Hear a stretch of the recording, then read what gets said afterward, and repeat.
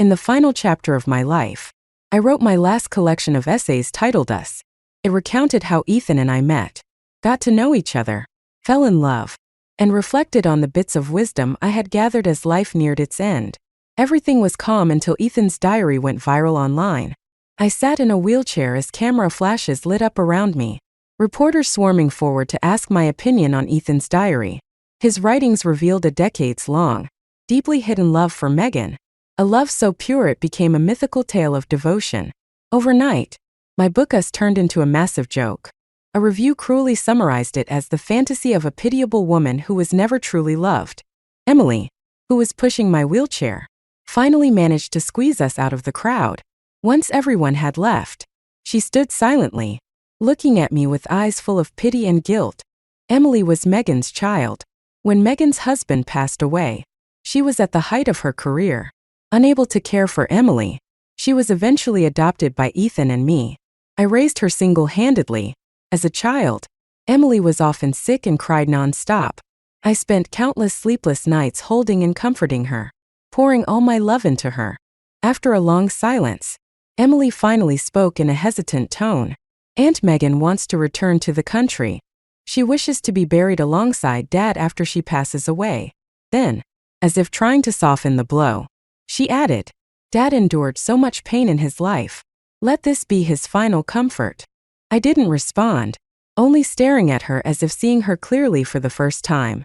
Emily avoided my gaze. Before leaving, she said, Mom, please think it over carefully. After she left, my caretaker, Sarah, fumed with indignation. Don't listen to her. Ma'am, you and Ethan were together for over 50 years.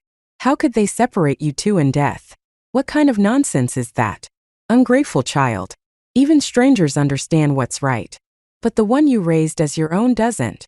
Megan did return to the country, and her return drew significant attention. The cameras followed her every step, broadcasting her journey live. I watched as she stood in front of Ethan's grave, crying as though her heart would break. The headlines described their love as a world-transcending romance, moving countless viewers to tears. Meanwhile, I had become the punchline of a cruel joke. Megan came to see me. She knelt before me, thanking me for raising Emily and begging for my permission to be buried alongside Ethan. Ethan and I have already lost so much time together. If there's an afterlife, I don't want to lose him again. I didn't respond but turned to Emily. Do you agree? She lowered her head and nodded slightly before quickly adding, Mom, you'll always be my mom. I just have another one now. Emily had always been pragmatic, skilled at weighing pros and cons. Having a celebrated actress as her mother would undoubtedly benefit her career in ways I never could. I knew her well and wasn't surprised by her choice. I was just tired. With difficulty, I finally said, I agree. Let them be buried together. Whether as a final reunion or to fulfill his ancestral wishes.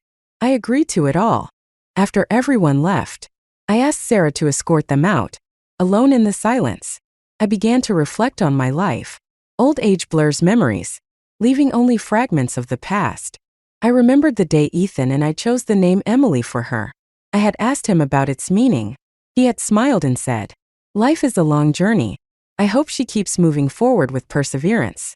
In the end, Emily was not just about resilience. It was a reflection of distant love, a longing for the woman in another land who had always occupied his heart. I remember, before we got married, Ethan looked at me with guilt written all over his face and confessed that he couldn't have children. He told me that if I couldn't accept it, we could call everything off. He must have known how much I wanted to have a child of my own. Yet he still lied to me for so many years. I never doubted Ethan's love for me. I always thought he was simply someone who wasn't good at expressing his feelings. A relationship like flowing water, calm and steady, is what lasts. I believed. That was how we managed to stay together for so many years. But the overwhelming love pouring out from his diary showed me otherwise. It wasn't that he was bad at expressing himself. It was just that the person he loved wasn't me. I suppose I should hate him for it.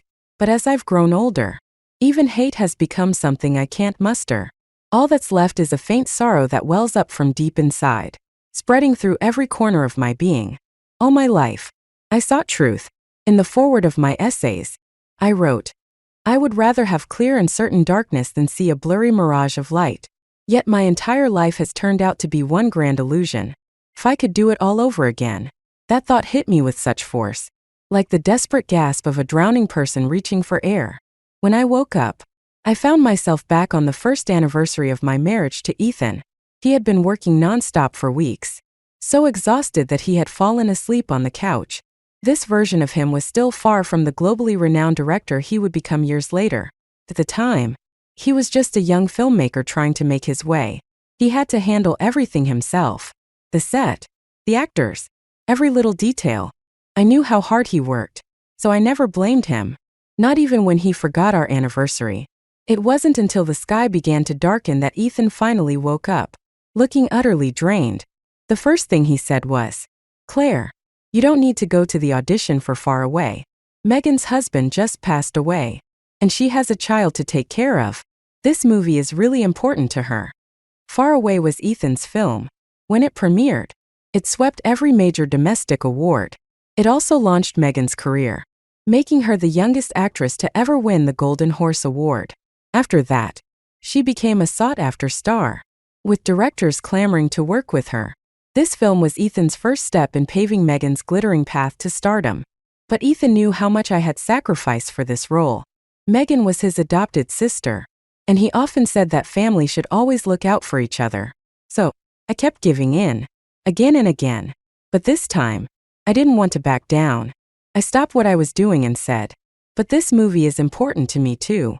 He frowned, clearly surprised, and looked at me with a hint of displeasure.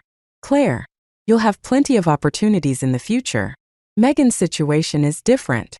I rolled up my sleeves, revealing the bruises on my arms. For this role, I've spent the last 6 months braving the rain and wind, training at the martial arts studio every single day. "Ethan, what makes you think I should just step aside?" For a moment, he looked genuinely shocked. Then he softened, stepping forward to pull me into his arms. "Claire, I know you've suffered for this, but Megan isn't just anyone." "She's not just anyone," I said quietly, pulling away and letting my sleeves fall. "She's the woman you've been thinking about for decades. Isn't she?" His face froze, but I continued, "I'll compete with her fairly. Do you have so little faith in her?"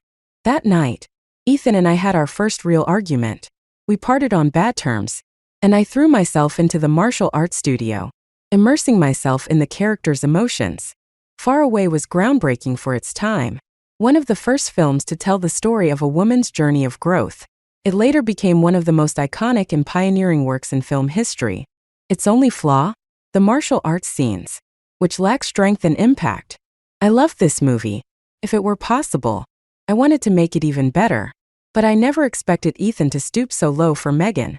The night before the audition, he spiked my water with sleeping pills and turned off my alarm.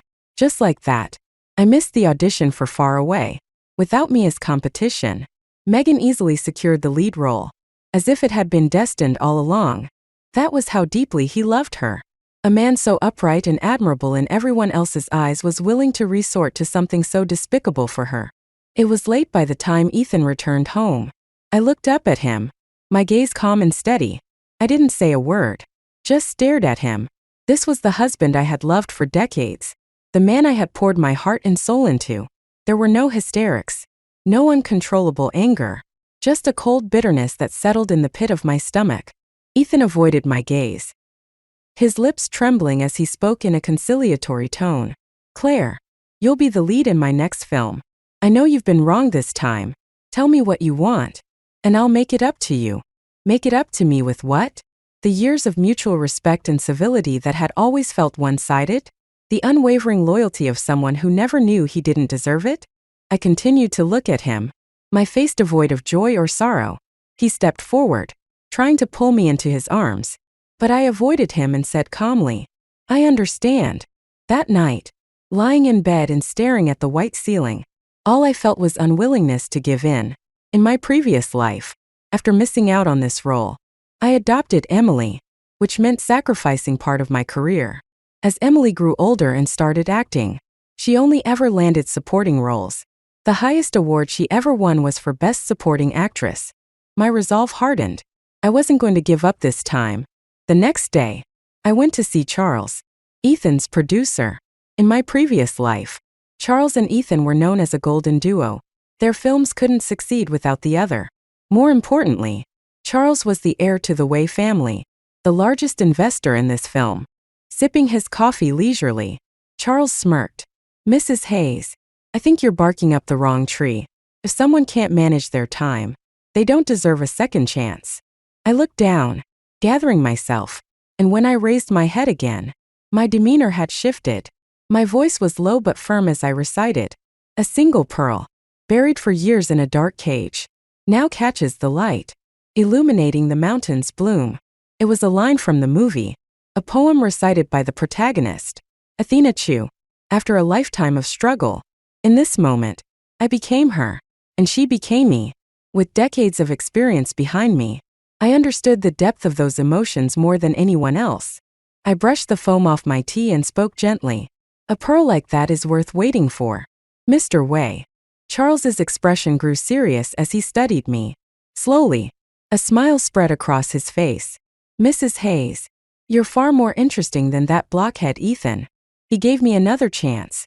After seeing my martial arts performance, he sighed and said, "Where else could I find a star like you, Claire? This role was made for you." A month before filming began, Megan came to visit, bringing her child along. Her purpose was clear. She wanted me to temporarily care for the child. Over the past 6 months, I had grown attached to Emily, and the eventual adoption felt natural. In the kitchen, Ethan was cooking dinner.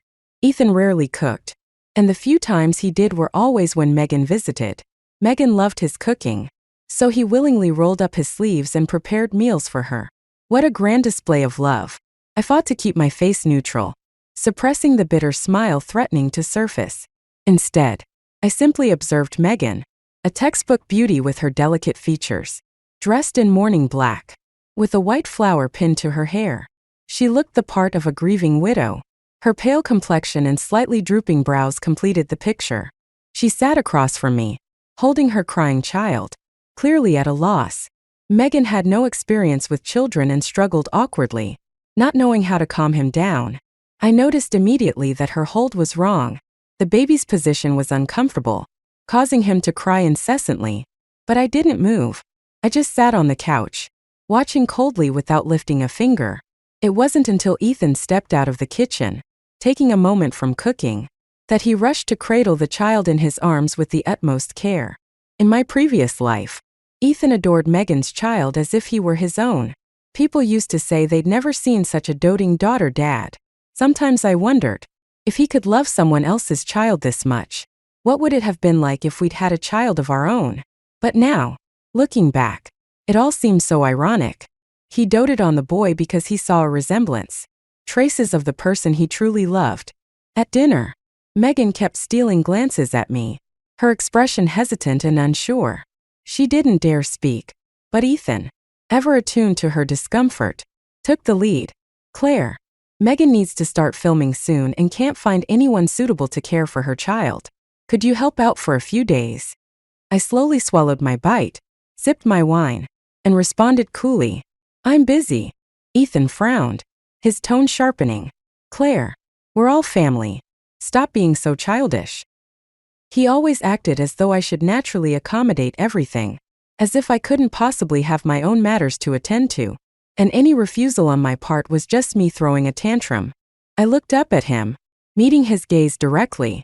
He hesitated, his expression darkening before asking reluctantly, "Then what's keeping you so busy?" I dabbed at my mouth with a napkin, stood, and replied with deliberate calm, "You'll find out when the time comes. I've had my fill, so I'll leave you two to catch up."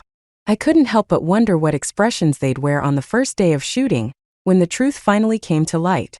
In the end, Ethan made all the arrangements for Megan. She had nothing to worry about and could focus entirely on her role. The first day of filming dawned gray and rainy, matching the opening scene of Far Away. The overcast skies seemed endless, as if the sun would never rise again. Ethan drove the family car to the set that morning. Though he wasn't late, he arrived to find everyone already assembled. The air buzzed with activity, but something felt off. Despite everyone being present, The ceremony had yet to begin. Lowering my black umbrella, I looked up and locked eyes with Ethan. His brow furrowed as he strode toward me, irritation clear on his face. "Claire, why are you here? It's the first day of filming, and things are hectic. I don't have time for you right now." I brushed his hand aside and walked straight toward Charles. His eyes lit up briefly with surprise, a flicker of admiration that he couldn't quite hide. Today, I was dressed in the protagonist's signature black attire, a look that clearly satisfied him. I curled my lips into a faint smile. Charles clapped his hands, instantly silencing the crowd. "Our lead actress has arrived." Megan whipped her head up, her face full of disbelief. Ethan's brows furrowed tightly as he muttered, "Charles, I know you like to joke, but today isn't the time for games." Charles's smile vanished, his expression turning serious. "I'm not joking." It was only then that Ethan seemed to realize that the situation was beyond his control. He gritted his teeth and said quietly, "Megan was the lead actress we chose together. Since when can we change the lead at the last minute?" Charles's face darkened, his tone growing cold. "Claire is your wife. Don't tell me you didn't realize she was the better choice." He stepped closer to Ethan, clapping him on the shoulder. "Ethan, for a director, art should be your only pursuit, not something to be swayed by trivial emotions." Megan left the ceremony in tears, shooting me a sharp glare as she passed. Ethan started to follow her, but the ceremonial fireworks sounded, rooting him to the spot. In the group photo that followed, Ethan stood in the center, his face stern and somber, while I stood beside him, smiling brightly. My time had finally begun. When filming officially began, the actress originally cast as the secondary lead suddenly fell ill and had to withdraw. Megan was quickly assigned to the role. I couldn't help but marvel at Ethan's dedication to her. He had orchestrated everything so meticulously. By chance, the first scene to be shot was a confrontation between Megan and me. The protagonist and the secondary lead had grown up together, but this scene revealed the secondary lead's betrayal. I stepped forward, trembling, gazing down at her from above with a mixture of heartbreak and disbelief. My voice broke as I said, "Tell me it wasn't you." I advanced slowly, my eyes filled with sorrow and pain, which gradually gave way to cold determination. Then, with a sharp, clean motion, I slapped her. My sword spun with precision, pressing against her neck.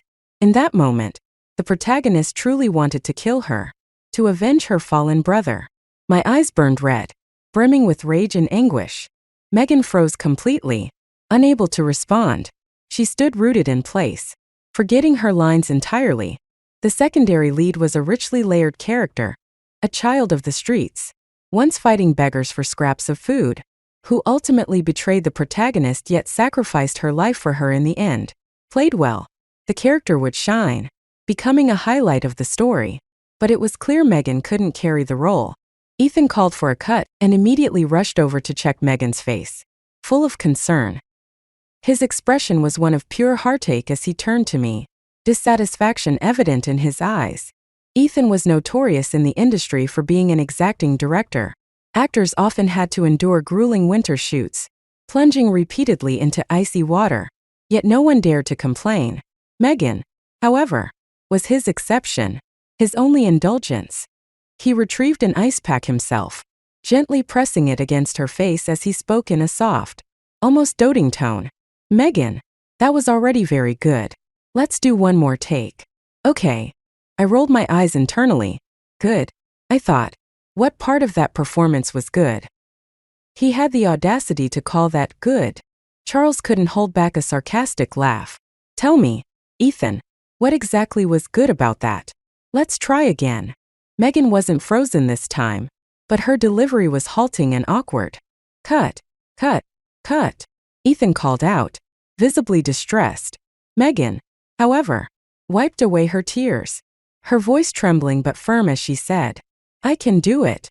If she put even half the emotion she showed now into her performance, this scene would have passed long ago. By the end, my hand was numb from repeatedly slapping her. Megan's face was swollen, and the look she gave me was full of resentment. Charles, lounging in his chair, didn't even lift an eyelid. "If you could do it, Miss Megan, we wouldn't need to shoot this scene so many times." You might not be tired, but everyone else is. The crew, full of overworked professionals, had little patience for Megan's endless attempts to perfect her dedicated act. Charles, losing interest, left to negotiate investments out of town, unwilling to waste more time waiting for her to get the scene right. Over the next few days, Ethan painstakingly coached Megan through her performance. Scene by scene, filming finally progressed at a passable pace. Then came the protagonist's first major highlight, the iconic scene where she willingly enters the fray, wielding a long spear. One of the most celebrated moments in film history. I had spent weeks preparing for this scene, practicing every day with the stunt coordinator. But Ethan's final cut of the footage was disappointingly bland. They say a camera can capture emotion, that a director's lens has its own warmth. Under Ethan's direction, Megan always appeared untouchable, a serene, saintly figure. Her beauty was motionless, almost divine. In my previous life, I hadn't believed it. I told myself Ethan loved me and that Megan simply photographed better. But now I knew better. He loved her, and through his lens, she became untouchable, immortal. I could never compare. Why should all my efforts, all my sacrifices, still lose to a love that was so intangible, so fleeting? After countless takes of the spear fighting sequence, I was utterly exhausted.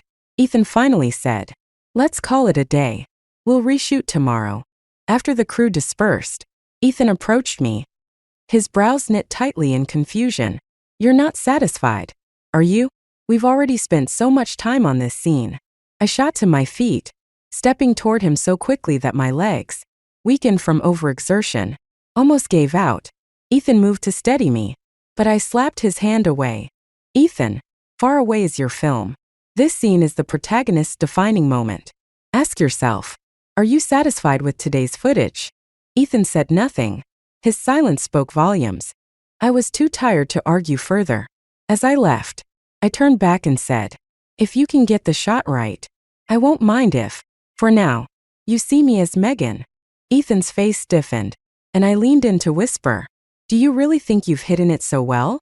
I don't know if my words got through to him that night or if it was Charles's return to the set, but the scene was finally filmed to perfection. It wasn't without cost.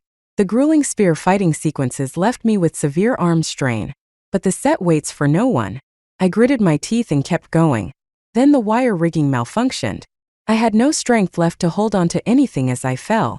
In that split second, I saw Ethan. Without hesitation, he ran.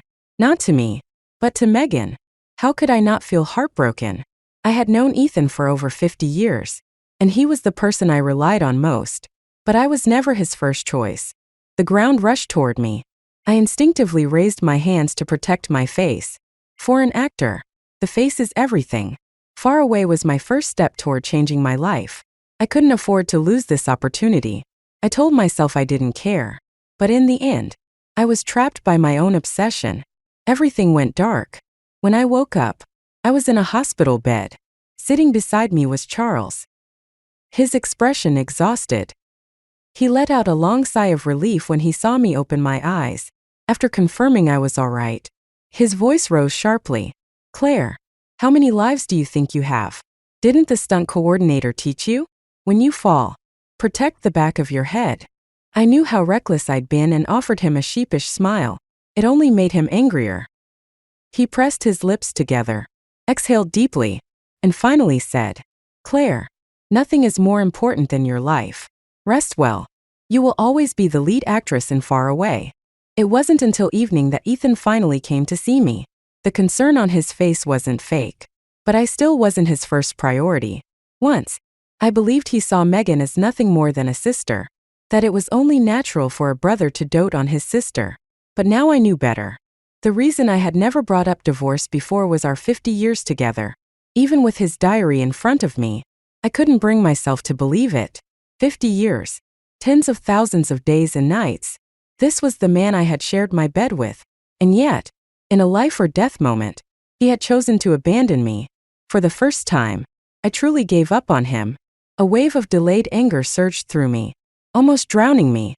It had been so long since I felt anything this strongly. Thoughts I had buried deep inside rose like a storm, impossible to suppress. In his diary, He wrote, "Megan, I'm trying to love someone else. Claire is a good woman. Loving her would be the best outcome for all of us. But I failed. Love cannot be forced." Countless times, I questioned myself. Am I really so unworthy of love? 50 years of life. More than half a lifetime. Was there even one moment when his heart moved for me? But in the end, I didn't ask. Because it didn't matter anymore. It really didn't matter anymore. "Ethan, once filming for Far Away is done, let's get a divorce." Ethan's face filled with disbelief. He stepped forward and grabbed my hand. "Claire, I can explain." I struggled to pull my hand free. His touch reminded me of the absurdity of my life. The nurse walked in, frowning as she looked at Ethan. "Who are you?" to the patient. She fell and hit the back of her head, resulting in a concussion. If the impact had been any worse, you might not be seeing her here now. Only then did it seem to dawn on Ethan how serious my injury was. His voice stammered. "Claire, I didn't know." His regret and fear were evident, and he moved forward in a flurry to check my injuries. When he saw the bandages on my head, his expression twisted in heartache. For the next few days, Ethan stayed by my side constantly. No matter how cold or indifferent I was toward him, he refused to leave. Sometimes, when I looked at him, my thoughts wandered. In my previous life, I once had surgery. Ethan had canceled all his work to stay by my side, taking care of me for an entire year. Back then, I mistook it for love. But love cannot withstand comparison, especially when Megan was involved. I was always his second choice. After a week of resting in the hospital, I returned to the set of Far Away. The production schedule couldn't afford further delays. Ethan, burdened with guilt over my injury, stuck to me like a shadow after every scene he directed. He seemed to believe my mention of divorce had been nothing more than a moment of anger, something he could smooth over with a bit of coaxing. Megan, on the other hand, cast him several hesitant, longing glances. This time, however, he steeled himself and didn't respond. Ethan told me Megan was just his sister, someone he felt obliged to look after because of her frail health since childhood. He also said, "We're married now. You're my wife. I'll try to love you more." I thought back to the timeline in his diary. This was the point when he was trying to love me. But love cannot be forced. "Ethan, no matter how much effort you put into it." His gaze carried a flicker of struggle before softening into a faint smile. "Claire, I'll be good to you," he said. Since he was willing, I wasn't going to waste the opportunity. Having the great Ethan personally coach me in acting was something I couldn't pass up. After the makeup artist finished with me, the room emptied, leaving only Ethan and me. This scene depicted Athena Chu's moral decline, where she temporarily strayed from her virtuous path. It was a critical moment of transformation for the character. Ethan had insisted on perfection, charm without vulgarity, allure with dignity. I studied the woman in the mirror. The bold red lips, perfectly styled waves, and the form-fitting cheongsam accentuating her curves looked unfamiliar. My naturally sharp features and strong brow made this seductive appearance feel almost alien. Standing, I reached out to grab Ethan's tie, pulling him closer until we were mere inches apart. In a low, breathy voice near his ear, I whispered, "You say there's no end to suffering. Master, why not save me yourself?" As I spoke, my lips brushed against his cheek, our breaths tangling together. For a moment, his composure faltered, and a faint blush climbed from his ears. In my previous life, I had never acted this boldly in front of Ethan. I'd read somewhere that men with insecurities in that regard tend to be more sensitive, so I had always tiptoed around his pride, carefully maintaining his dignity. I denied my own desires, hoping for a spiritual connection instead. What a joke it all turned out to be. "Director Hayes, what do you think?" I asked, stepping back and letting go of his tie. I lit a cigarette as I sank into a chair, exhaling a thin plume of smoke.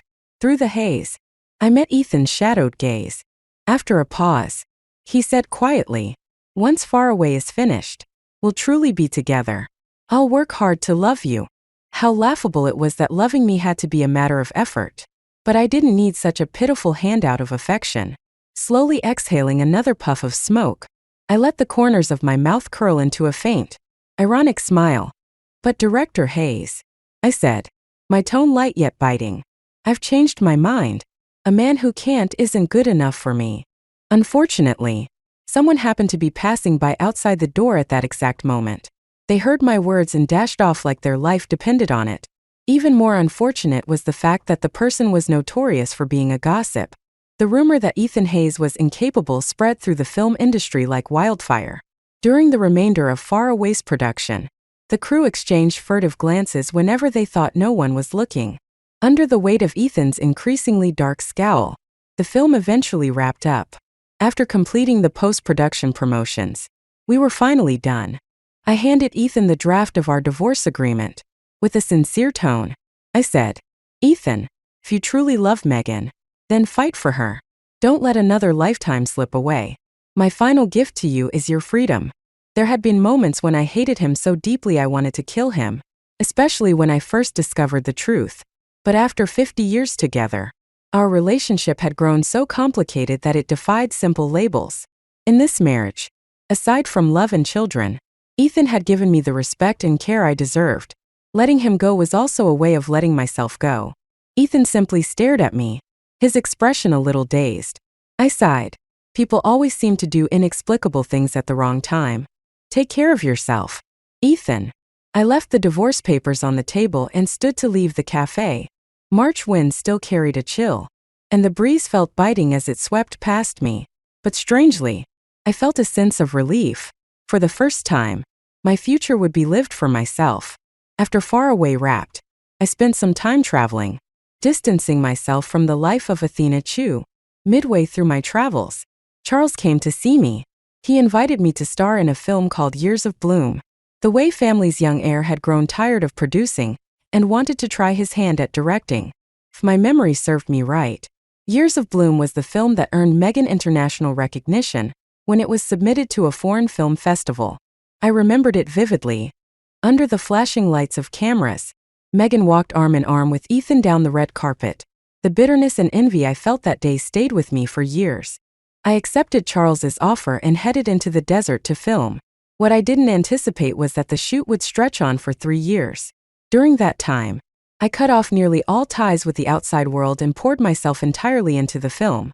The director of Years of Bloom was infamous in the industry for being difficult to work with. No one ever knew when his films would finish. At times, I genuinely thought this movie would never wrap. When I wasn't filming, I would find a quiet corner and cry in secret. One day, I found Charles with red-rimmed eyes. Before I knew it, the two of us were hugging each other, crying into each other's shoulders. When we had cried ourselves out, we lay back on the vast desert sands, staring up at the countless stars scattered across the sky.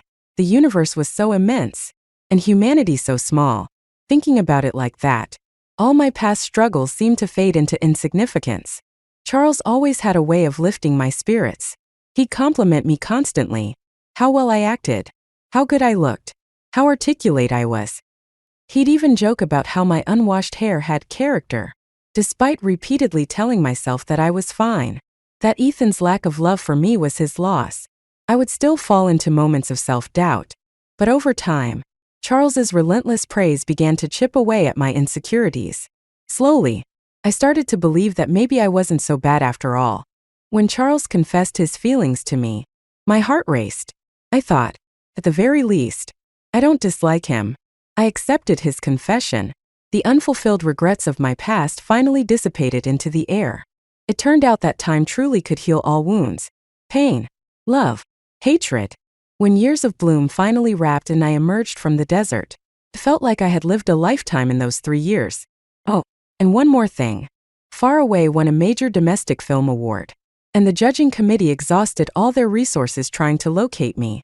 Ironically, my unavailability made me the only absent recipient in the history of the prestigious Juling Awards to win Best Actress, unintentionally creating buzz around my name.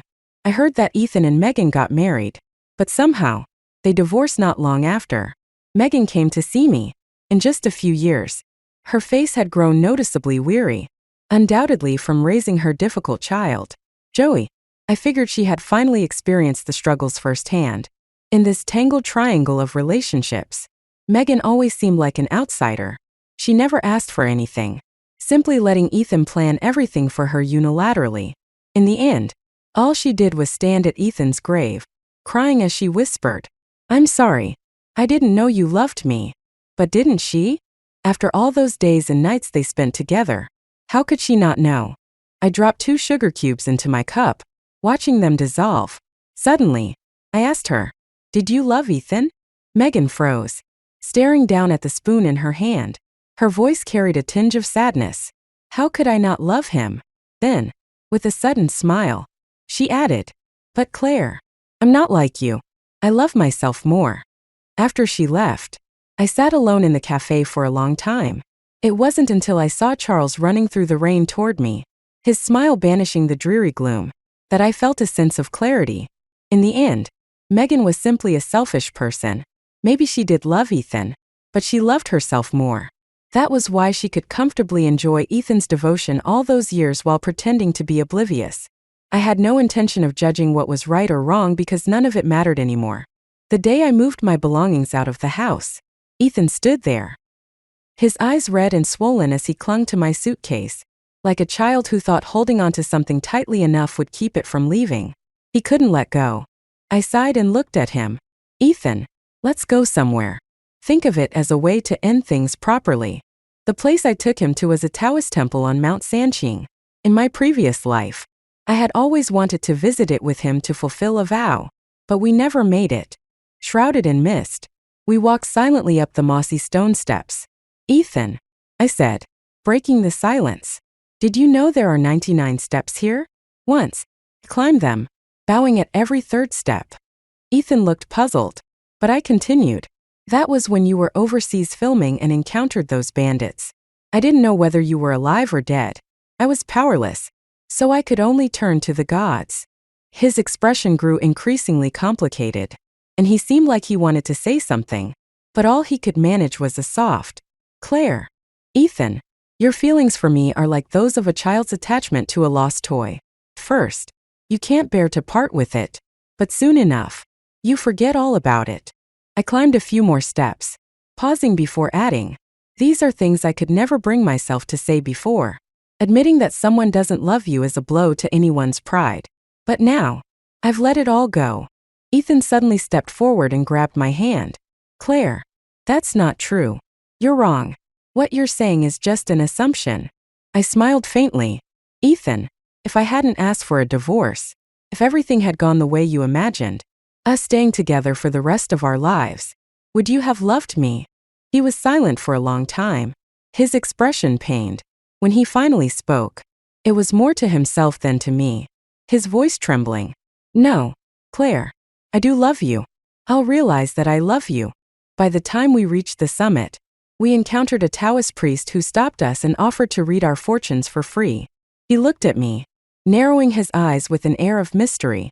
"Mississippi, you've come from far away, haven't you?" I smiled but didn't reply. These wandering fortune tellers always like to spout vague, mystical lines. The man lightly shook the bell in his hand, the sound carrying as though from a distant place. Ethan and I stood at the center of what felt like a swirling vortex, the weight of the future rushing toward us. From Ethan's perspective, it seemed as though he was waking from a long, endless dream. In this dream, he and I spent our lives together, growing old side by side, supporting each other through everything. He saw the day his diary was exposed, the way I stood dazed and helpless, surrounded by a crowd. He felt a dull ache in his heart, and he tried to push through the throng to reach me, wanting to shout, "It's not true." But no matter how hard he tried, he couldn't break through. He saw me bowing at every 3rd step of the 99 steps, praying for his safe return when he was trapped overseas. He saw us as a family of 3, walking hand in hand across a sunlit lawn. In those moments, his happiness felt tangible, real. But that reality, so vivid, made him question. Ethan was a filmmaker, and films are constructed stories, fictional narratives. And so, he began to construct a dream for himself, a dream of far away. It wasn't that he had never felt anything for Megan, but his feelings for her were little more than the fleeting stirrings of youth. Yet the unattainable always seemed more precious. Over time, his fantasies turned that fleeting affection into something far deeper, overshadowing everything else. He lost sight of what was right in front of him. When the dream finally shattered, It felt like waking into a world he no longer recognized. In this waking world, 25-year-old Claire stood before him, her head bowed, chanting prayers. But the person she sought to protect and pray for was no longer him. The next time he saw Claire was at an awards ceremony. Surrounded by admirers, she descended gracefully from the stage. Her gaze didn't linger on him. There was no need. She was the very embodiment of light itself. But when she looked at the man beside her, her lips curved into a gentle smile, and she took his arm. That's how it should have been all along. Her brilliance, her joy. His misplaced love had blinded him. Ethan bitterly downed the glass of wine in his hand and walked into the night. He could have spent his life in happiness, but in the end, he destroyed it all himself. From then on, the long road of life would be his to walk alone. The first story has concluded. We invite you to listen to the second story. When I performed at the Golden Hall in Vienna, I revealed the bullying I had endured at Emily High School. Armed with irrefutable evidence, I thought I would finally receive the long overdue justice I deserved. But to my utter horror, my husband, Adam, slit my throat in front of everyone. His eyes were bloodshot as he roared at me. Do you know that Emily suffered from depression? His face was still the refined, gentle one I had loved most. Yet now it twisted into the likeness of a vengeful demon. It was as if he couldn't wait to tear me apart piece by piece. Emily is dead. And it's all your fault, he screamed. Why couldn't you just let it go after all these years? Why did you have to bring it up again and kill her? Was exposing the truth about Emily's bullying really such an unforgivable crime? Had enduring years of torment and pain, simply to seek justice for myself, made me the villain? His expression was terrifying, a look I had never seen before. He was completely unhinged, saliva flying onto my face as he bellowed. Emily was such a kind person. She lived in guilt for 20 years over what happened in high school. She even gave me up to you because of it. Do you know what a good person she was? You only suffered 3 years of bullying. She just wanted you to suffer a little, not ruin your life. You endured for 3 years. And that proves Emily did nothing wrong. How dare you expose her bullying in public? Don't you know she couldn't handle the shame and ended up committing suicide by carbon monoxide poisoning? You're a murderer. Give Emily her life back. I struggled to lift my head, my lips trembling as I tried to speak, but I had no strength left. I could only watch as he kicked me to the ground and stabbed me again and again in a frenzy, turning me into a human sieve. Blood pooled beneath my motionless body like blooming snowflakes. Adam hunched over, looking like a feral beast ready to pounce. His hatred so intense he seemed determined to grind me into blood and dust. That moment, I finally understood. For 20 years, I had never truly existed in his heart. All he cared about was Emily, the same Emily who had bullied me for 3 years in high school, beaten me half to death, and nearly destroyed my hand, knowing full well I was a violinist.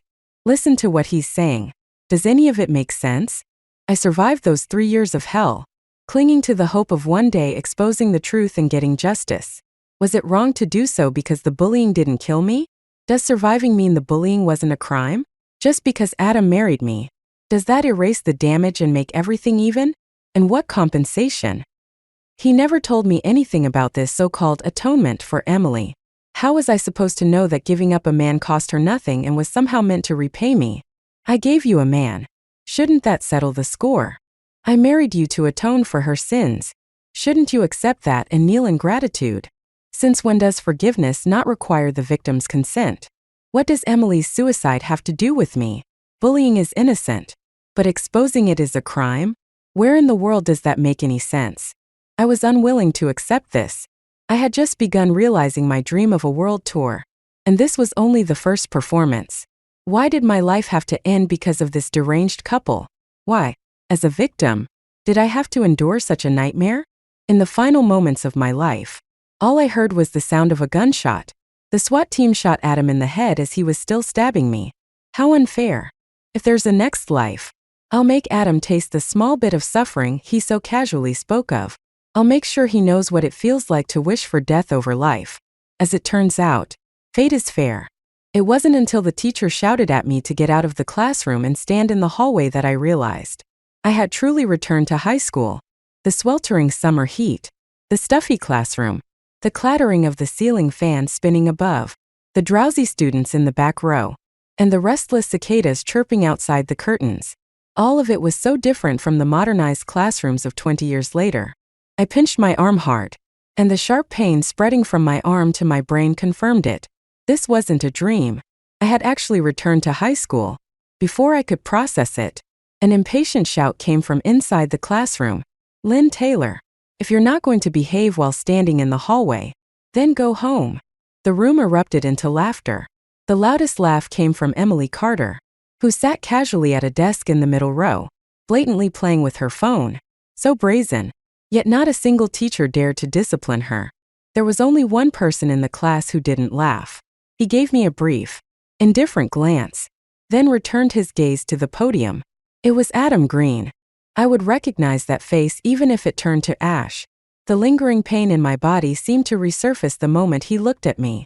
My whole body trembled with rage as I lowered my head, clenching my fists so tightly that my nails dug into my palms, the sting amplified by the sweat on my skin. "Adam Green, you truly deserve to die, compared to those who mocked me outright." His silence felt like a veil of false kindness, but that was nothing more than my naive interpretation back in high school. There's a saying, if you see a bully tormenting someone and don't intervene, whether you feign neutrality or coldly watch from the sidelines, you're still helping the bully. The only difference is that bystander apathy comes without a moral burden. The fact that Adam could fall in love with Emily Carter only proved that he was a bully. 2. Closing my eyes, I recalled his words when he killed me. "Emily just wanted you to suffer a little. She never wanted you dead." Oh, how light his words were. Let him experience it himself and see if he can still speak so callously. Emily bullied me simply because Adam and I had once performed together as freshman representatives at the school auditorium. He played the piano while I played the violin. That single duet sparked rumors among our rowdy classmates, calling us a perfect match. Just one careless comment was enough to ignite Emily's fury. I still remember the first time she bullied me. She pressed a scorching curling iron against my arm, leaving twisted scars that never fully healed. She wielded it as though she wished she could stab it into my eye. "Lynn Taylor, you're just some broke nobody trying to seduce our top student. Look at yourself. Do you think you're worthy?" She sneered. "Your family is so poor they work for others. Yet here you are pretending to be classy, playing the violin. What? Hoping to marry a rich guy like Adam Green and live the high life." The curling iron seared into my neck, leaving a scar so deep I would wear turtlenecks for the rest of my life. Now, I was about to relive the first moment of her bullying. As soon as school ended, Emily and her lackeys dragged me into an abandoned auditorium where no one would pass by. "Bitch." Those were Emily's first words to me after 20 years. She slapped me hard across the face, her hand swinging with such force that it stung even after all this time. As she shook her hand off, a smile played at her lips. Innocent yet cruel. A chilling contradiction. "You've got some nerve," Emily Carter sneered, her voice dripping with malice. "Flirting with Adam Green behind my back? Think you can grab his attention by acting out in class? Even after being sent to the hallway, you still don't behave." With a sharp slap, she struck my face again. The force sent me stumbling back several steps until one of her lackeys kicked the back of my knees, forcing me to kneel on the ground. Emily yanked my hair so hard her manicured nails dug painfully into my scalp. "Adam looked at you today, didn't he? Feeling smug about it?" she hissed. A wave of dizziness overwhelmed me. It took a long moment for my vision to stabilize and the blurred figures around me to merge into Emily's face. My mind raced back to this exact day in my past life, recalling the events that followed. Even 20 years later, in my previous life, the memories haunted me, a nightmare I could never escape. Yet to Adam, all of this was just a trivial remark. Emily just wanted you to suffer a little, not kill you. If these nightmares were nothing to him, then perhaps he should experience them himself. I raised my head slowly, ignoring the stinging pain on my cheek. "Adam told me he has a crush on you," I said, my voice steady despite the throbbing ache. "He told me to stay away from him to avoid any gossip about the two of you." Emily froze, momentarily stunned by my words. Even her hand, poised to grab a curling iron, hesitated. "What did you just say?" she asked, her voice trembling slightly. I could tell she was agitated. Emily was fiercely proud and couldn't stand anyone outshining her. Back during our freshman performance, the idea that I could share a spotlight with Adam had already infuriated her. Had it not been for her being voted school beauty by a landslide, my suffering might have started even earlier. Now, I had dropped a bombshell. News that the man she had her eye on might actually harbor feelings for her. The satisfaction of conquering such a perceived rival would undoubtedly consume her. Her grip on my collar tightened as she demanded, "Say that again. Repeat what you just said." I exhaled deeply and raised my voice. "Adam told me he has feelings for you. He said he's interested but didn't want to approach you because our classmates keep linking his name with mine. He's worried about causing trouble for you.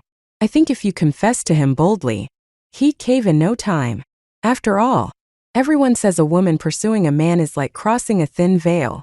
A faint blush flashed across Emily's face before she quickly masked it with a smug expression. She released me with a satisfied huff, her lips curling into a triumphant smile. Since he told you that, you'd better behave from now on and stop hovering around him. Got it?" I nodded weakly. Emily's mood seemed to lift as she hummed a tune, signaling for her lackeys to follow her out. They left me alone, trembling on the floor, blood trickling from my lips as I forced a smile.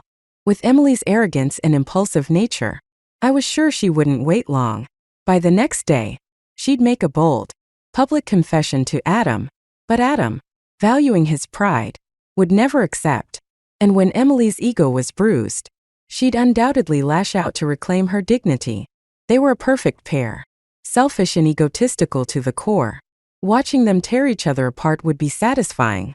As expected, the very next morning during the school's break period, before the teacher entered the classroom, Emily Carter and her lackeys had already surrounded Adam Green. Emily, wearing her school uniform modified to accentuate curves far beyond what was typical for her age, lifted her chin high with pride. "Adam, I know you've had a crush on me for a long time," she began confidently. "You just didn't want to cause me trouble with all the gossip going around school." She paused, then casually perched herself on the edge of Adam's desk. Her thigh-high stockings pressed into her pale skin, creating a soft curve that carried an air of deliberate seduction. "You should have told me earlier," she continued. "I don't care about what people say. As long as you nod now, you'll be my boyfriend from this moment on. I'll take care of you." Adam, however, acted as if he were blind. Even with her legs blatantly in his line of sight, he kept his head down, focused on his homework as if she weren't even there. Emily's smile began to falter. Embarrassed, she slammed her manicured hand down on his test paper, the diamonds on her nails tearing for jagged lines into the sheet. Finally, Adam looked up at her, his gaze calm and unyielding. "When did I ever say I liked you?" he said, his voice cold. "You're disturbing my studies." He paused for a moment, then added, "Coming out of nowhere and saying I have a crush on you. Has anyone ever told you how self-centered you are?" Emily hadn't expected such a blunt rejection. Her practiced, flirtatious smile froze awkwardly on her face. Meanwhile, I buried my face in my arms, biting my sleeve to stifle the laugh that threatened to escape. Adam was as proud as a stubborn rock in a filthy bathroom, unyielding and arrogant. Back then, when he pursued me, I thought it was because of our shared experiences of hardship, a bond forged from mutual understanding. Now, I knew better. His so-called affection for me had been nothing more than an effort to atone for Emily. Adam's family had once been wealthy, but his father's gambling addiction had squandered everything. After losing their fortune, his father became an alcoholic and died in a car crash, leaving nothing but wreckage. His mother, unable to bear the stress, passed away not long after. Though Adam was left with nothing, he clung fiercely to his pride, refusing donations and instead working 10 times harder to earn the top spot in school and sustain himself with scholarships. In many ways, his fall from grace mirrored my own family's downfall. My parents had been ruined by deceitful business partners, leaving us heavily in debt. Back then, I thought Adam and I were seeking solace in each other, but now I realized I had been fooling myself. This proud young man could only maintain his dignity through his arrogance. Naturally, he found Emily's ostentatious flaunting of her wealth and power utterly repulsive. Still, his disdain for her was tempered by the undeniable beauty of her face. The tension between them was palpable, like the sharp clash of a needle against a grain of wheat. All that was needed was a spark to ignite the fire, and I was more than willing to provide it. Lowering my voice, I murmured from within the crowd, "No way. Is the top student actually shy? We all heard you tell Lynn to keep her distance from you because you didn't want her getting the wrong idea. You said you already like someone else, didn't you?" I raised my voice slightly, making sure my words carried. "You, of all people, having a crush? The only person you'd be interested in has to be the school beauty, right? Don't hold back. Just admit it. Be together. Be together." My instigation took root immediately. In the group mentality of high school, especially among those who feared offending Emily, my chant quickly spread. Soon, the entire crowd was shouting, "Be together. Be together." Adam, now the center of attention, was visibly uncomfortable. Emily, on the other hand, seemed quite pleased with the crowd's reaction. Her head tilted proudly, her chin lifted like a princess basking in admiration. Emily Carter repeated herself, declaring once more that Adam Green should be her boyfriend, as though dating her was some kind of divine blessing. Adam's face turned pale. His gaze swept around the room as if searching for something. Or someone. I guess he was likely looking for me, the unlucky scapegoat who had once been paired with him by rumors. Maybe he wanted to use me as an escape tool from this mess. But he wouldn't find me. I was hidden in the deepest corner of the crowd, far out of sight. After scanning the room in vain, Adam bit his lower lip, his neck stiff as he stood his ground. "I'm not interested in you," he said firmly. "Stop deluding yourself. A student's primary focus should be on studying." Now it was Emily's turn to feel humiliated. Her face flushed green with anger, and I even caught a cold laugh escaping her lips. I could already predict what awaited Adam. The familiar small auditorium, the familiar sound of slaps and shouts. It was all playing out in my mind like a haunting memory. From afar, I could almost hear Emily's shrill voice echoing in the space. "Adam Green, who do you think you are? I was willing to make you my boyfriend out of the goodness of my heart. And this is how you repay me. I throw you a little kindness, and you dare to act like you can paint the whole canvas with it. Just like in my previous life." She grabbed his face with one hand, slapping him hard across the cheek without hesitation. The crisp sound of the strike reverberated through the space. "You're just a broke nobody pretending to be some kind of young master," she sneered. "How dare you give me attitude? Do you even know your place?"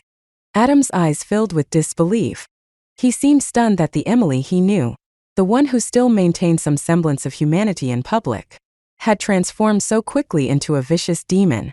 It was especially evident when Emily grabbed a scorching curling iron, freshly heated after styling her hair, and pressed it against Adam's arm. His muffled screams barely escaped his mouth before a pair of dirty socks were shoved in to silence him. I could see faint wisps of white smoke rising, accompanied by the acrid smell of burning flesh. The smell seeped through the cracks in the window, tickling my nose, and I couldn't help but feel an unexpected satisfaction. Sweat dripped down Adam's forehead, and his complexion grew paler with each passing moment. Despite his evident pain, Emily's angelic face twisted into a devilish smirk. "Do you give in now, Adam?" she taunted, lifting his chin with the tip of her shoe. "Kiss my foot, and maybe I'll let you off this time." Adam remained silent. His head hung low. I didn't need to see his face to know that he was clenching his teeth so hard he might shatter them. The more defiant he acted, the more it fueled Emily's predatory instincts. Her hunger for dominance only intensified. Seeing Adam as a prize worth conquering, the thrill of breaking him, of asserting her power, sent waves of euphoria through her. Adam had never seen this side of Emily before. In his eyes, she had always been the fragile, remorseful girl haunted by her past mistakes, a victim of her own immaturity during high school. In Adam's eyes, Emily was someone who had been kind and pure, a misunderstood soul whose guilt over her high school wrongdoings had led her to a tragic end. He blamed me for exposing her actions, which he believed had driven her to suicide. How laughable. If Emily had truly repented, she would have apologized to me, sincerely, even once, over the past 20 years. Now, it was Adam's turn to face the unmasked Emily. Stripped of her facade, it was time for him to experience her true colors firsthand. I turned to leave but caught a glimpse of Adam Green's gaze suddenly shifting toward me out of the corner of my eye. He had seen me. Adam really had seen me. The next day, he showed up in long sleeves, looking utterly exhausted. He avoided eye contact, his eyes darting nervously, his movements hesitant. After glancing back multiple times, he finally slipped me a note when collecting homework. The note contained a time and place. He wanted to meet me privately at the music hall where we had once performed together. The crumpled paper, slightly damp and shaky in its handwriting, betrayed his fear. It seemed that after I left yesterday, Emily Carter hadn't stopped with just his arm. She had gone further. The entire day, Adam kept sneaking glances at me. His gaze carried a mix of curiosity, pleading, and, above all, hope. I could guess what he wanted. He hoped I would be a witness, someone to expose Emily's crimes. At the very least, he wanted to drag me into this mess with him, to sway me. He'd even chosen the music hall, likely hoping the memory of our duet would stir some sentimental feelings and prompt me to act on his behalf. If I were still an oblivious high schooler, I might have fallen into this trap. What a despicable person. In my past life, I endured 3 years of bullying while he turned a blind eye. Now that it was his turn to suffer, he was suddenly in a hurry to act. No need to rush. Adam, your reckoning has only just begun. I deliberately turned back to look at him, giving him a slight nod. Adam's eyes lit up instantly, brimming with excitement. In that moment, his charming almond-shaped eyes sparkled with a hint of ambiguous emotion. Let him stare a little longer. The more he hopes, the harder his fall will be. When the appointed time came, I arrived as promised. The moment I opened the doors to the music hall, a beam of light streamed in, landing directly on Adam's face. The sunlight cast a sheer, ethereal glow over him, accentuating the sickly pallor of his complexion. For a fleeting moment, he looked like someone who might collapse any second. Perhaps Emily hadn't gone far enough. Otherwise, how did he still have the strength to put on such a performance in front of me? Adam's face lit up with a hint of delight as he saw me. "Lynn, you came," he said, his smile measured to perfection, as though crafted to make others feel at ease. Such theatrics. Why wasn't he in showbiz? I nodded. "What do you need from me?" "Adam." He jumped down from the stage, clearly attempting to maintain an air of elegance. Unfortunately, his current physical state wasn't up to the task, and he nearly face-planted. I stood to the side, watching his clumsy recovery with a mix of amusement and disdain. If only Emily had been a little more ruthless, maybe she would have finished him off. What a poetic ending that would have been. An unworthy man meeting his end at the hands of the woman he supported. Adam stumbled for a moment, glancing at me with an embarrassed look when he realized I had no intention of helping him. Propping himself up on the armrest of a nearby seat, he managed to stand, though not without difficulty. His face flushed briefly before he turned to me with a pleading expression. "Lynn, you know the truth," he began. I was beaten by Emily Carter," Adam Green stammered. "I know you saw it. You're the kindest, most righteous girl in school. You would never let something as heinous as campus violence happen to a fellow student, right? Lynn, you'll help me, won't you?" He looked as though he had suffered the greatest humiliation imaginable, right in front of me. He began unbuttoning his shirt one button at a time, revealing the crisscross scars on his skin, marks left by kicks, punches, and burns under his long-sleeved shirt. If I were still a naive high school girl, I might have been overcome with righteous indignation and agreed to testify for him without a second thought. But unfortunately for Adam, I'm not that foolish. If I had agreed, Emily Carter would have immediately turned her wrath on me. With her family's power and influence, it would be all too easy for her to sweep this matter under the rug and silence Adam with a bribe. Adam would take the money and disappear, leaving me to bear the brunt of her fury. He had endured the rain, and now he wanted to rip apart my umbrella to shield himself. The thought made me sick. How could I have ever been attracted to someone like him in my past life? I stood there expressionless, staring at Adam without blinking. I kept my gaze fixed on him until he squirmed under the scrutiny, instinctively shrinking back. Only then did I let out a soft chuckle. "Wow, Adam, I never would have thought you'd get into fights after school. You're saying Emily Carter beat you?" Do you think I'm blind? I continued, my tone light and casual, even as I wove blatant lies. Emily likes you so much it's practically written all over her face. She's been openly chasing you at school. Anyone with eyes can see it. Don't slander her like that. Okay, you probably got into a fight with someone else and ended up like this. How can you throw mud on a girl's name like that? As I spoke, my face remained calm, my voice steady, not betraying the slightest flicker of guilt. I lifted my eyes to meet Adam's, watching his expression twist into one of utter disbelief. He looked at me as though he couldn't comprehend how I could lack even a shred of sympathy for him. Once, I had harbored a faint admiration for Adam. On stage, during our duet, the atmosphere had been just right. For a young girl, it was easy to mistake such fleeting moments for genuine affection. But that faint admiration had long since been obliterated, shattered to dust by the countless stabs and betrayals in my past life. Now, I only wanted to see Adam and Emily destroyed together, with nothing left of them. When Adam reached out to grab my sleeve, I coldly shook him off. My voice, now tinged with frost, cut through the air. Adam, have some self-respect. Don't tarnish a girl's reputation just because you're in trouble. And don't drag me into your mess. Take care of your own problems. Adam's desperation flared as he shouted, you and everyone else have been fooled by that little witch Emily Carter. She doesn't like me at all. She's just using me as a plaything. They beat me, insult me, and even tried to ruin my hand so I can't play piano anymore. I swear, every word I'm saying is true. I swear to God. Swearing to God? I smirked inwardly. If men could be trusted, pigs would fly. I had been waiting for this. Without hesitation, I slapped Adam hard across the face. The crisp sound echoed in the empty hall. Stop dragging girls down just to save yourself, I said sharply. Even if you have issues with Emily, she's still your classmate. We all have to see each other every day. Don't make things worse for everyone. Adam stared at me, stunned, as though I had grown horns. You were bullied by Emily too.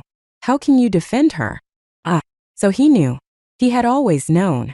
Even in this lifetime, he was fully aware of everything. I had been bullied by Emily Carter because of Adam Green. Yet, he acted as if it didn't matter. Now that it was happening to him, he was suddenly panicked. I mimicked his past indifference and actions. And now he was the one feeling the urgency. How ridiculous. If the knife doesn't cut into your own flesh, you'll never know the pain. I shook off his hand forcefully and called out toward the door. Emily Carter. Emily Carter. Adam's eyes widened in alarm. Who are you calling? Who else? Of course. But Emily. I replied with a smile. Emily strutted into the small auditorium, her lackeys trailing behind her, a cigarette dangling from her lips. She sneered as she approached. Emily had no love for me either. She spat in my face and barked. Drop that servile act. You little toady. It makes me sick. Without any reason, she slapped me hard across the face. Just looking at your pathetic, innocent face pisses me off, she said coldly. At least this time you were smart enough to come tell me. I lowered my head, staying silent. Like a frightened quail, I shrank into myself, letting her vent her frustrations. To her, bullying someone as timid as me was meaningless. She ordered her lackeys to kick me out of the auditorium, leaving me curled on the floor and trembling. Emily smirked as she pulled a crumpled piece of paper from her pocket. Adam Green, you've got some nerve. Didn't you agree to be my dog yesterday? And now you're sneaking around behind my back. I didn't dare lift my head, but the sound of his cries told me exactly what was happening. The lackeys kicked me like a soccer ball, sending me rolling out of the auditorium. Get out, you spineless coward. One of them sneered, their laughter laced with cruelty. If you stick around and piss us off again, you'll regret it. Feigning fear, I nodded quickly and added in a trembling voice. I think I saw someone coming this way just now. If anyone. One of the lackeys frowned. Don't worry about it. We have the key. Just keep your mouth shut. Once I was out, they locked the door from the inside. I made sure they didn't notice as I slipped a crowbar onto the handle, jamming it shut from the outside. The dark auditorium reeked of something sharp and acrid. Gasoline. It was the same gasoline Emily had used to threaten me in my past life. During that terrifying moment when she took humiliating photos of me, and threatened to burn me alive. Now it was their turn to feel the fear. I removed my jacket and placed it in the most flammable spot in the room. The student name tag sewn onto it bore the unmistakable name, Adam Green. A small flame ignited with a faint crackle. The fire quickly spread along the trail of gasoline, weaving through the room like a spider's web. The auditorium, rarely used except for monthly maintenance, was now engulfed. The next scheduled maintenance was still weeks away. And thanks to Emily's paranoia, the window locks had been sealed to prevent any of her victims from escaping during her usual bullying sessions. The fire spread rapidly. Through the glass windows, I could see Emily and her group beginning to panic. "What's going on?" one of them shouted, their voices muffled but frantic. "How did it catch fire? Open the door. Quick." Faced with a life-threatening situation, Emily Carter no longer cared about beating Adam Green. She frantically pulled her lackeys toward the main door, abandoning Adam, who lay sprawled on the ground, stripped of his dignity and gasping like a dying dog. Reaching the door, one of the lackeys yelped as the scalding hot handle burned his hand. He recoiled in pain, unwilling to touch it again. Emily, irritated, grabbed his hand and forced it back onto the lock. "What are you acting all delicate for? It's just a little heat. If you don't open this door now, we're all going to die in here." The lackey screamed as blisters formed on his palms, and when the lock fell to the ground, it landed squarely on his foot, prompting another howl of pain. Emily slapped him across the face. "Shut up. Do you think screaming will help us get out?" Humiliated but helpless, the lackey trailed behind her, trying to assist in breaking the door down. Emily kicked it hard, and the door cracked open slightly, a thin, finger-width gap. But no matter how hard they tried, it wouldn't budge any further. "What's going on? Why won't it open?" Of course, it wouldn't open. I had locked it from the outside. As Emily finally began to panic, I remained calm and collected. Slowly, I strolled over, sucking on a lollipop, and peered at her through the narrow gap in the door. The moment she saw me, Emily's eyes filled with rage. She screamed, "You bitch! What are you standing there for? Open this door right now." I acted as though I hadn't heard her, idly cleaning my ears in plain view of her furious face. Emily's frustration boiled over. "You just wait. When I get out of here, I'm going to kill you." I smiled lightly. "Is that how you ask for help? You've got the wrong attitude. Emily. Oh, and by the way, you're not getting out of here." As her expression twisted with fury, I grabbed her hand, which had reached through the gap in an attempt to move the crowbar blocking the door. I pressed her hand against the burning hot door handle, and she screamed in pain, shouting more threats at me. "Does it hurt?" I asked mockingly, watching her face go pale. Then, I poured gasoline right through the gap, splashing it onto her face and clothes. What are you doing to me?"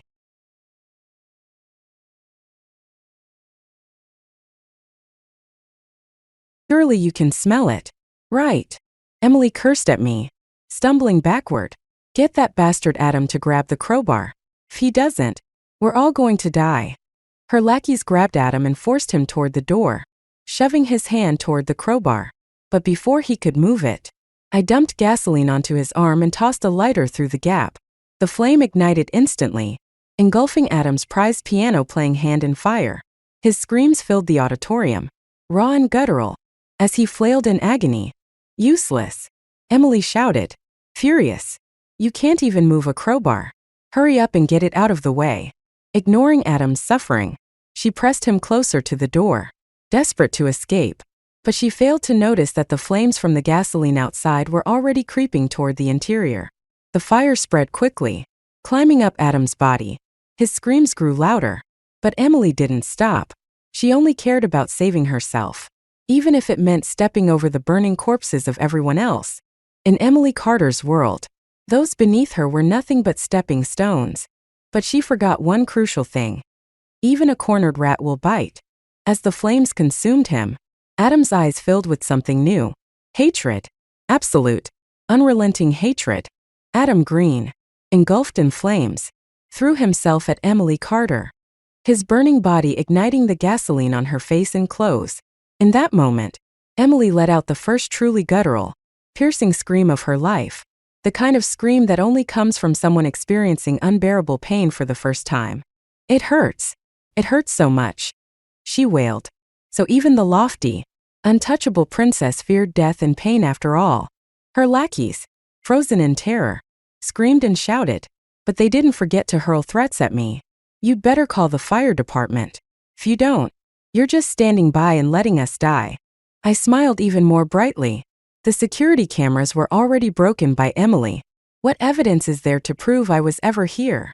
I took a few steps back, savoring the scene. Enjoy the grand finale of your lives, I said softly. The flames roared, consuming everything in their path. It wasn't just the physical building that burned. It was as if the fire was purging the hidden sins of the school itself. By the time school officials discovered the fire and called the fire department, the auditorium had already been reduced to charred rubble. Emily's 4 lackeys had all died from excessive smoke inhalation, while Adam Green suffered the worst fate. He was burned alive. His death gruesome. 10 fingers, 4 of them bitten off, fractured leg bones, broken ribs. His injuries suggested unimaginable torment before he succumbed, but no one cared about his death. He was just an orphan, a boy whose once prosperous family had fallen to ruin. His death rippled across the community like a drop in a vast lake, causing only minor waves that quickly disappeared. Within a few days, everything returned to calm. Unexpectedly, Emily Carter survived, severely burned and disfigured. She lost an eye and was left in a vegetative state. Her family was furious and sought to hold the school accountable, but all evidence pointed to Emily being the aggressor who had sought out Adam. Witnesses, some unafraid of the Carter family's power, revealed that Emily had been obsessively pursuing Adam, and this chain of events had unraveled her history of bullying. The Carter family, fearing further exposure, chose to retreat quietly, applying pressure only in private. But in the end, the official conclusion labeled the incident as a result of Emily's history of bullying Adam, who had retaliated in anger. The Carters had many grievances but little recourse. I wrote an anonymous report. In my past life, the reason Emily's bullying stopped after 3 years was because a government inspection team uncovered corruption among the Carter family's protectors. The anti-corruption campaign took down some powerful figures, leaving the Carter family without their protective umbrella. Forced to act more discreetly, they laid low after that. In this life, I knew exactly what to do. The moment I was reborn, I began collecting evidence. I found newspaper reports from my past life that detailed corrupt practices tied to the Carters and secretly compiled the information into an anonymous tip. Then, I took leave from school and traveled to another province to report it in person. There's a saying, it doesn't matter how you treat me. What matters is that you're no longer in my way. The position beneath a big tiger, a metaphor for those in power, was coveted by many. When someone delivers a target on a silver platter, as long as the initial investigation checks out, there's little chance the matter will be ignored. When the Carter family tried to pursue further action, their protective umbrella had already fallen. The powerful figures shielding them had been taken down, leaving the Carters seething with frustration. All they could do was ensure that Emily Carter, now a vegetative shell of her former self, remained alive in the hospital. With Emily gone and Adam Green out of the picture, my life became much smoother. Relying on the knowledge from my past life, I chose to major in information technology in college. After graduating from a prestigious university, I boldly joined a small startup that was little more than a factory at the time. As their 9th employee, I received original shares and grew alongside the company, which soon evolved into a tech giant. Within 10 years of graduation, my assets had reached staggering heights, and it had only been 17 years since that fire. When I decided to step down as CFO of the company and transition into life as an angel investor, ready to enjoy the rest of my days, I received news. Emily Carter had woken up. Out of curiosity, I made a special trip to see her. The person staring back at Emily from the mirror was a grotesque shadow of her former self. Her hair was nearly all gone, her face marred by scars that twisted her features into something almost inhuman. One eye was missing, and the empty socket on the other side had shrunk into a hollow pit. As she took in her reflection, Emily let out a blood-curdling scream and shattered the mirror in front of her. The sight left me in high spirits. That evening, I returned home and played my violin for hours to celebrate. The very next day, I received the news. Emily Carter had jumped from the hospital roof. She was dead. This time, there was no self-righteous atoning lover to avenge her. Let those two vile souls rot together in the underworld, bound in eternal misery. As for me, I only needed to enjoy the smooth, fulfilling life that was finally mine.